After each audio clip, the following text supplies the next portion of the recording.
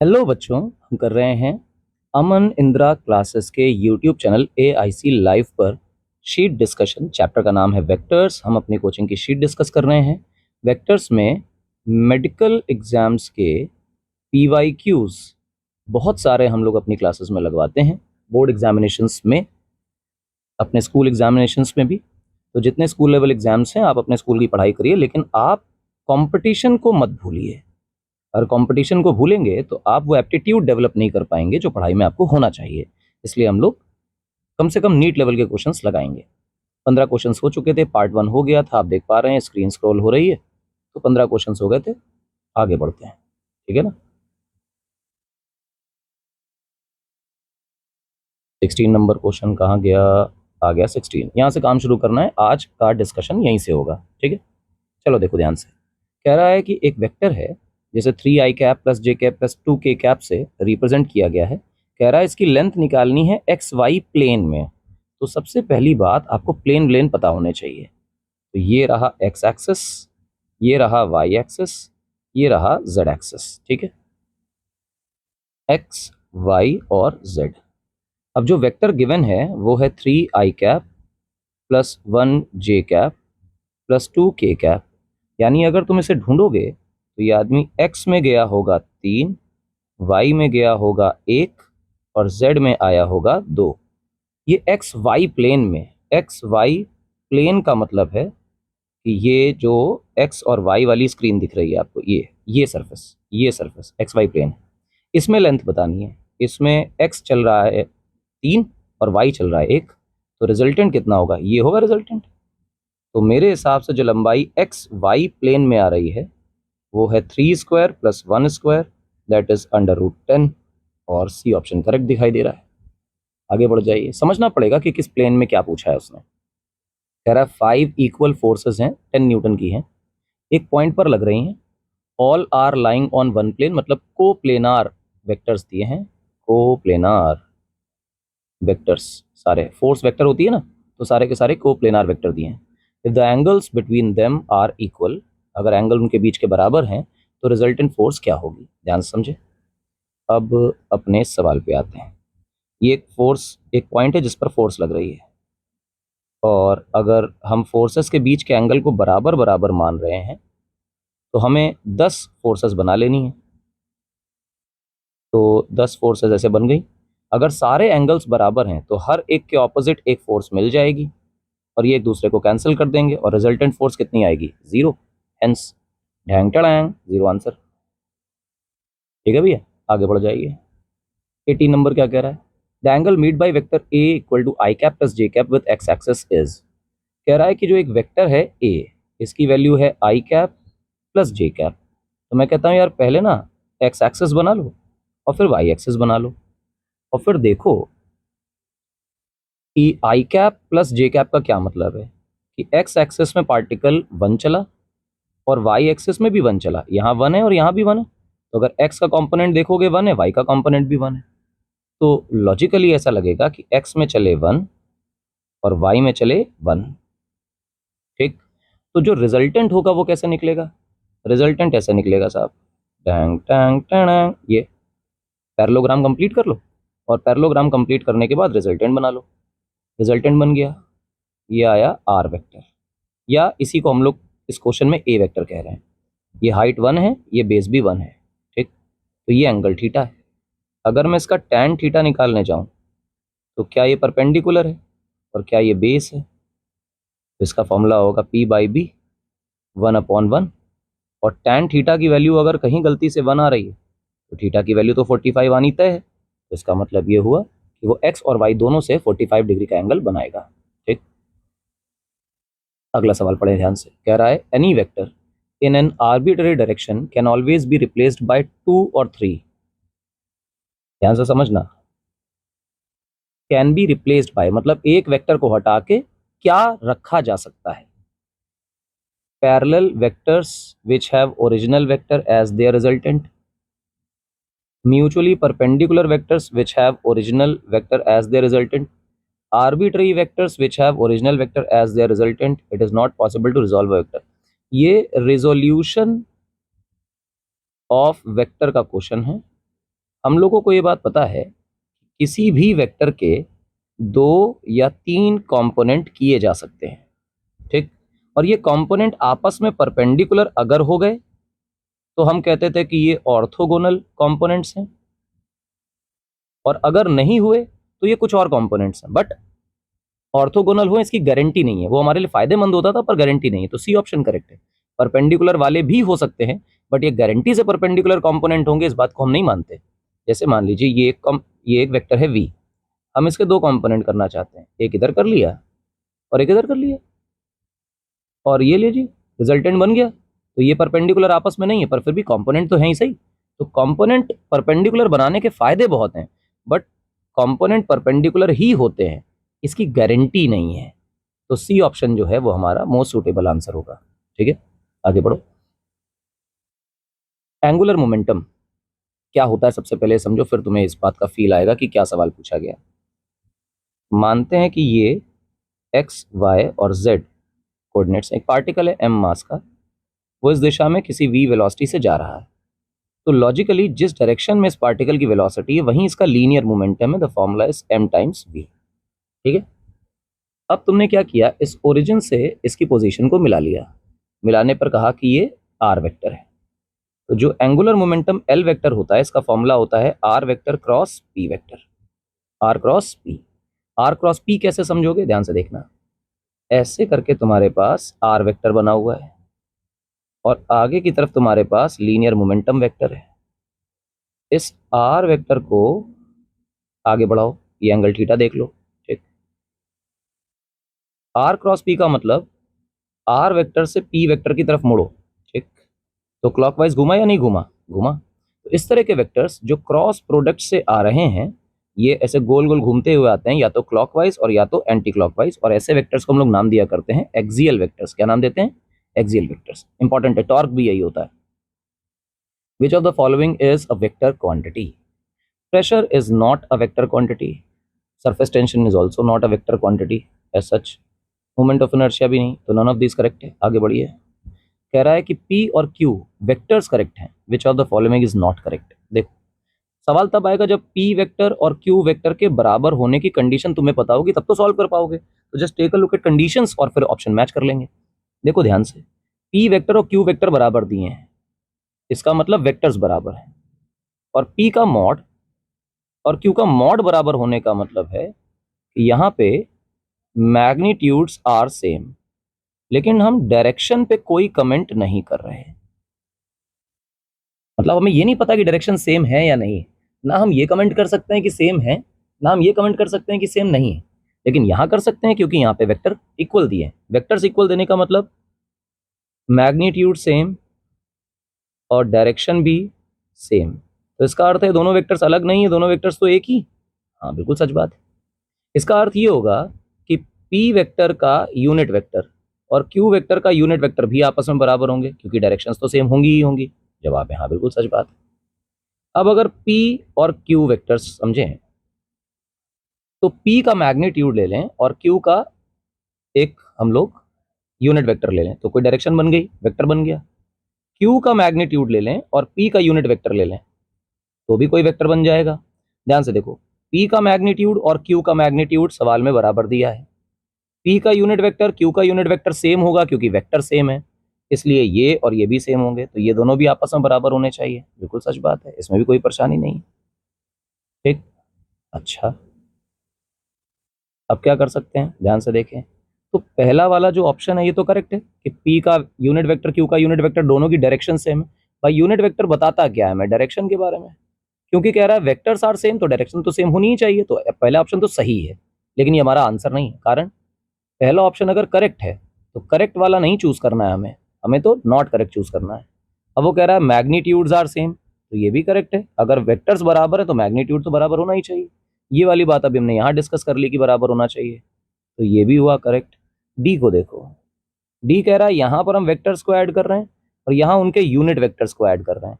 Directions भले ही same आ जाए, मैं उसकी गारंटी नहीं करता, लेकिन ये तो मैं तय करके देता हूँ कि यार वेक्टर्स का मैग्नीट्यूड कुछ और हो सकता है और यूनिट वेक्टर्स का मैग्नीट्यूड पक्का पक्का 1 होगा। तो यार ये बराबर नहीं हो सकता कि 10 और 10 मिलके 20 ला रहे हो और यहाँ 1 और 1 मिलके 2 ला रहे होंगे, क्या गारंटी है। तो यूनिट वेक्टर्स का सम और वेक्टर्स का सम बराबर आएगा ऐसा नहीं कहते, डायरेक्शन सेम होंगी ऐसा कहते हैं। आगे बढ़ जाइए। The position vector of a particle is given as this. ये बहुत बढ़िया सवाल है, ऐसा दिया है। Velocity of the particle is asked. आइए देखते हैं। सवाल में दिया है R vector is A cos omega T I cap plus A sine omega T J cap. और मैं ये बिल्कुल नहीं कह रहा हूं कि ओमेगा कांस्टेंट है, ए और ए कांस्टेंट है ऐसा समझो, ठीक है। अगर मुझसे कहे वेलोसिटी वेक्टर बताओ तो मैं समझता हूं कि velocity vector D R by D T होता है। तो मैं ए तो कॉमन ले लेता हूं और यहाँ लिखता हूँ D by D T of cos omega T I cap plus D by D T of sine omega T J cap. यही तो हुआ। डिफ्रेंशिएट कर बेटा, देख ध्यान से। कॉस का डिफ्रेंशिएशन आया माइनस साइन, माइनस, थोड़ा सा स्पेस देना पड़ेगा मुझे, आगे जरूरत पड़ेगी, साइन ओमेगा टी और ओमेगा बाहर, ठीक। और फिर चेन रूल लगाएंगे तो D omega by D T. ये कैसे कर रहे हैं आप? देखो लेफ्ट टू राइट अंदर जाओ, पहले मिला बेटा कॉस, तो कॉस का डिफ्रेंसिएशन आ गया माइनस का साइन, अंदर जो भी तमाशा लिखा था बेटे वो बाहर आ जाएगा, ठीक, चेन रूल के हिसाब से। और बाद में D omega by D T तो होना ही है, ठीक है। प्लस साइन का हो जाएगा कॉस ओमेगा टी और ओमेगा बाहर और D omega by D T, ऐसा सोचना चाहिए। मैं कहा ठीक है, बात तो सही। और फिर ये हुआ जे कैप। अच्छा है, ठीक है। अगर ओमेगा कांस्टेंट नहीं है तो ए बाहर आया माइनस, अच्छा ओमेगा भी बाहर ले लो कॉमन, तो यहाँ आएगा sign omega T I cap plus cos omega T J cap, और इन दोनों से D omega by D T भी कॉमन आ जाएगा, ठीक। ये इसकी वेलोसिटी वेक्टर आ गई। अब चेक करते हैं क्या बोल रहा है। सवाल में कह रहा है parallel to the position vector आना चाहिए। मैं ये देख रहा हूँ अगर मैं पोजीशन वेक्टर पे ध्यान दे दूं एक बार तो मैं ए को बाहर निकालूं, अंदर बचेगा cos omega T I cap plus sign omega T J cap, ठीक। ये है हमारा पोजीशन वेक्टर। और जबकि हमारी वेलोसिटी वेक्टर को अगर तुम ध्यान से देखोगे तो यहाँ पर साइन निगेटिव हो गया है और कॉस पॉजिटिव है, यहाँ कॉस पॉजिटिव है और साइन भी पॉजिटिव है, तो पैरेलल तो नहीं हुआ, ठीक। पैरेलल तो किसी कीमत पे नहीं है, ठीक है। अब देखो perpendicular to the position vector बोल रहा है कि भैया परपेंडिकुलर टू पोजीशन वेक्टर बताओ। तो हमने कहा एक बात करते हैं, परपेंडिकुलर है या नहीं ये चेक करने के लिए क्या करते थे, डॉट प्रोडक्ट करते थे। और डॉट प्रोडक्ट अगर जीरो आया तो पक्का पक्का ये हुआ कि पोजीशन वेक्टर और वेलोसिटी वेक्टर परपेंडिकुलर होंगे। हमने कहा चेक कर लेते हैं परपेंडिकुलर के लिए।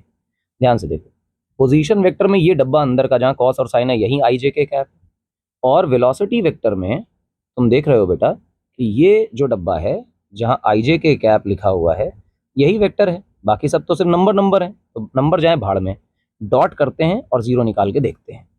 तो इतने पोर्शन का इसको मैं 1 बोल देता हूँ और इसको मैं 2 बोल देता हूँ। 1 का डॉट करेंगे 2 से और देखते हैं जीरो आता है कि नहीं। Minus sign omega T I cap plus cos omega T J cap का डॉट किया जा रहा है cos omega T I cap plus sign omega T J cap से।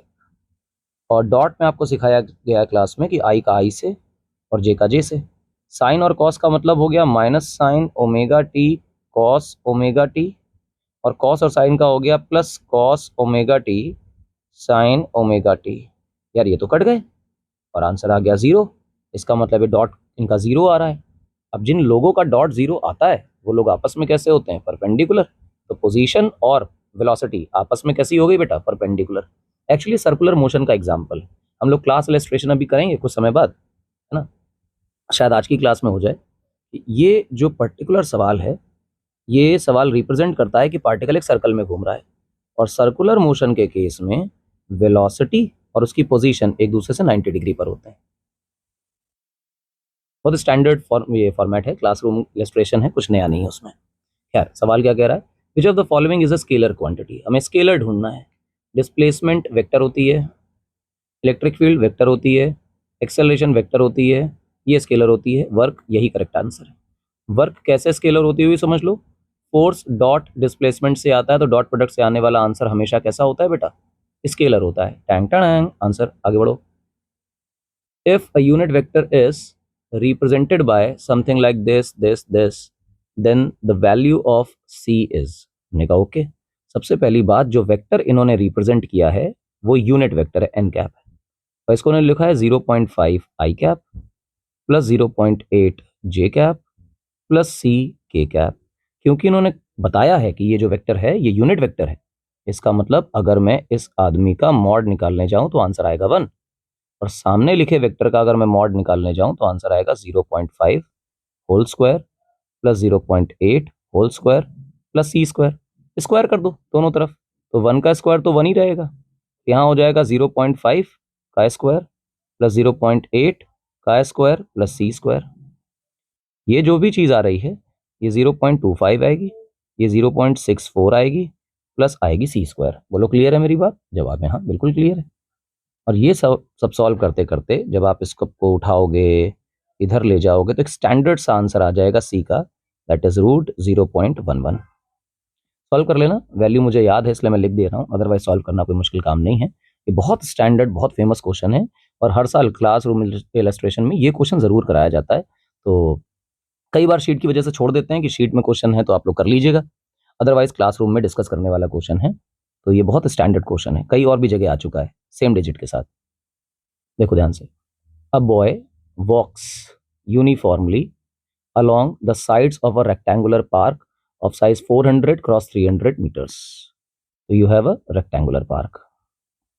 और रेक्टेंगुलर पार्क में आपको दिखाई दे रहा है कि सर एक साइड 400 मीटर्स की है और एक साइड 300 मीटर्स की है, और एक बॉय है जो इसके साइड्स पे चल रहा है।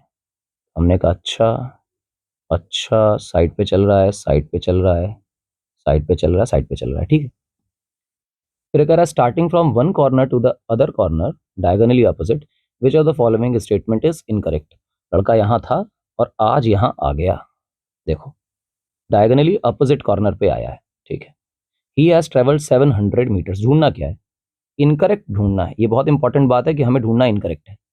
देखो पहले यहाँ से गया तो 400 मीटर चला, यहाँ चला 300 मीटर, तो मुझे लगता है कि पक्का पक्का ये चला है 700 मीटर, डिस्टेंस 700 मीटर है। He has travelled a distance of 700 metre, correct है। अगर ये ऑप्शन ये स्टेटमेंट सही है तो मेरा ऑप्शन नहीं है, ठीक, मेरे लिए आंसर नहीं है ये। डिस्प्लेसमेंट इज 700 ना भैया, 400 और 300 तो डिस्प्लेसमेंट तो 500 है, तो यही वाला इनकरेक्ट है, और जो आंसर गलत है वही मेरा करेक्ट ऑप्शन है, ठीक है, हमें गलत चुनना था। The unit vector parallel to the resultant of the unit vector parallel to the resultant of the vectors this and this. सबसे पहले समझो क्या कह रहा है। सवाल में कह रहा है कि जो ए वेक्टर तुम्हें गिवन है और जो बी वेक्टर गिवन है, इनका जो रिजल्टेंट होगा उसके पैरेलल एक यूनिट वेक्टर चाहिए। यानी मुझे यूनिट वेक्टर चाहिए which is parallel to the resultant vector, और मुझे पता है कि जिसके भी पैरेलल मुझे रिजल्टेंट वेक्टर चाहिए होता है या यूनिट वेक्टर चाहिए होता है, मैं उसी वेक्टर का मॉड से डिवाइड कर देता हूं और यूनिट वेक्टर आ जाता है। यानी ओवरऑल मुझे क्या चाहिए, रिजल्टेंट वेक्टर चाहिए, उसी का यूनिट वेक्टर निकाल देंगे, मेरा आंसर आ जाएगा। तो रिजल्टेंट वेक्टर कैसे निकलेगा, रिजल्टेंट तो होता है ए प्लस बी। ए क्या है, सवाल से टाप लो, 4i cap plus 3j cap plus 6k cap question में गिवन है, plus minus I cap plus 3j cap, B vector लिख रहा हूं, ठीक है ना। अब इसको खोल लीजिए, तो 4i cap plus 3j cap plus 6k cap minus I cap plus 3j cap minus 8k cap. अब आई का आई से, जे का जे से, के का के से संबंध होगा, तो ये हुआ 3i कैप, ये हुआ 6j कैप, ये हुआ -2k कैप। रिजल्टेंट आया नहीं आया, आया। कोई कहेगा कि भैया मॉड भी निकाल लो इसका, तो एक काम कर ले बेटा, मॉड भी निकाल ले। मॉड निकालने में क्या चला जाएगा, देख, square root over 3 square plus 6 square plus -2 का होल स्क्वायर। देख बेटा क्या बना, 9 36 प्लस 4, अरे सर ये तो 49 बन गया, यानी कि ये 7 बन गया। तो यूनिट वेक्टर का फॉर्मूला क्या होता है, यूनिट वेक्टर का मतलब होता है जो वेक्टर हमें चाहिए था वो वेक्टर, और डिवाइडेड बाय उसका मैग्नीट्यूड विच इज 7। तो मुझे लगता है कि ये ऑप्शन अगर तुम मैच करने जाओगे तो सिर्फ फर्स्ट ऑप्शन ही मैच कर रहा है, ए इज द करेक्ट आंसर, है ना। अच्छा, सवाल पढ़ो। Surface area is surface area is a vector और स्केलर।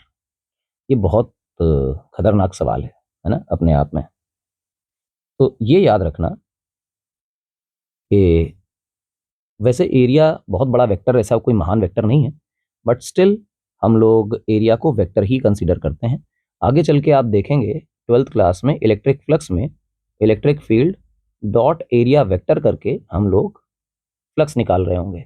मैग्नेटिक फील्ड में मैग्नेटिक फ्लक्स निकालेंगे बी डॉट ए करके, ठीक है ना। और हम लोगों ने वेक्टर में कर रखा है, क्रॉस प्रोडक्ट से हम लोग पैरेललोग्राम का एरिया निकाला करते थे, याद होगा आप लोगों को। अगर हमारे पास ऐसा कोई पैरेललोग्राम टाइप है तो पैरेललोग्राम में अगर ये एक वेक्टर है जिसे हम लोग इधर ए कह रहे हैं और ये एक वेक्टर है जिसे हम लोग बी कह रहे हैं, उनके बीच का एंगल थीटा है, तो ए क्रॉस बी से इसका जो मॉड आता है ये चीज़, ये एरिया होता है, एरिया ऑफ पैरेललोग्राम। तो बेसिकली क्रॉस किसका हो रहा था, वेक्टर से ही तो आ रहा था ना, तो फिर एरिया जो है वो वेक्टर होता है, याद रखने की बात है। आगे देख लीजिए क्या है 29 नंबर सवाल पढ़ें, बड़ा सा दिख रहा है ऑल्दो बहुत बड़ा सवाल नहीं है। With respect to a rectangular cartesian coordinate system 3 vectors are expressed as, पहले ए वेक्टर है, फिर बी वेक्टर है, फिर सी वेक्टर है, ठीक है। और जो भी एक्स वाई जेड में आई जे के कैप होते हैं वो नोटेशंस दिए हुए हैं, नथिंग स्पेशल। क्या कह रहा है, the unit vector R cap along the direction of the sum of these vectors is. अब सवाल समझना, कह रहा है कि एक यूनिट वेक्टर बनाओ जो यूनिट वेक्टर इनके सम की डायरेक्शन में आए। सम की डायरेक्शन का मतलब है कि जो रिजल्टेंट वेक्टर है इसी को इससे डिवाइड कर दो, तो ये यूनिट वेक्टर बनेगा जो रिजल्टेंट की डायरेक्शन में होगा, और रिजल्टेंट कुछ और नहीं है, सम ऑफ द 3 वेक्टर्स है। तो सवाल समझ में आया, वो कह रहा है कि ए दिया है, बी दिया है, सी दिया है, और इनको जोड़ दो, जो आंसर आए उस आंसर का यूनिट वेक्टर निकाल दो। ओवरऑल कहना ये है। ए वेक्टर देखो, ए वेक्टर कह रहा है 4i कैप माइनस जे कैप प्लस 0k कैप, जिसका कोई नहीं उसका शून्य है। बी वेक्टर क्या कह रहा है, -3i cap plus 2j cap plus 0k cap. C vector क्या कह रहा है, 0i cap plus 0j cap -1k cap, ये कह रहा है। और फिर अगर मैं इन तीनों को जोड़ दूं और कह दूं कि रिजल्टेंट, तो तुम कहोगे A vector plus B vector plus C vector, तो आपको जोड़ने में आएगा कि 4 और 3 तो 1 बचा यानी आई कैप, और फिर जे जोड़ोगे तो 2 में से 1 चला जाएगा तो प्लस का शायद आएगा जे कैप, और तुम यहाँ सबको जोड़ दोगे तो आ जाएगा माइनस का के कैप, ये आया। अब अगर मैं यूनिट वेक्टर निकालूं तो यूनिट वेक्टर का मतलब होगा resultant divided by modulus of resultant. तो हम लोगों को मॉडुलस भी चाहिए भाई, तो मॉडुलस निकाल ले। मॉडुलस, यहाँ भी कोफिशिएंट 1, यहाँ भी कोफिशिएंट 1, यहाँ भी कोफिशिएंट 1, 1 स्क्वायर 1 स्क्वायर 1 स्क्वायर, तो मेरी समझ में आंसर आ रहा है √3। The answer is I cap plus J cap minus के कैप अपॉन √3। एक ही ऑप्शन में नीचे √3 लिखा हुआ है तो ए ही सही हो सकता है, बाकी सब तो कूड़ा ही है, इतना सारा लगाना भी नहीं था, है ना, बस रिजल्टेंट देखना था, आंसर आ जाता है। देखो सवाल कह रहा है एंगल बिटवीन 2 वेक्टर्स, एक वेक्टर ये दिया है और एक वेक्टर ये दिया है, इनके बीच का एंगल निकालना। दिमाग में रखना एक बात, जब भी कभी आई कैप जे कैप के कैप में वेक्टर्स दिए हों और एंगल बिटवीन वेक्टर्स पूछा जाए, दोबारा रिपीट कर रहा हूं, तो जब भी कभी आई कैप जे कैप के कैप में वेक्टर्स लिखे हों और एंगल बिटवीन वेक्टर्स पूछा जाए तो आपके दिमाग में डॉट प्रोडक्ट आना चाहिए। जिसके दिमाग में डॉट प्रोडक्ट नहीं आ रहा मान लीजिए गलत कर रहे हैं, ठीक है। सबसे पहले A vector dot B vector निकाल लीजिए। ए वेक्टर डॉट बी वेक्टर निकाल के क्या होगा बताते हैं, क्या होगा पहले लिखो तो सही। 3i cap plus 4j cap plus 5k cap, ये याद रखना, ये स्टेटमेंट बहुत जरूरी है।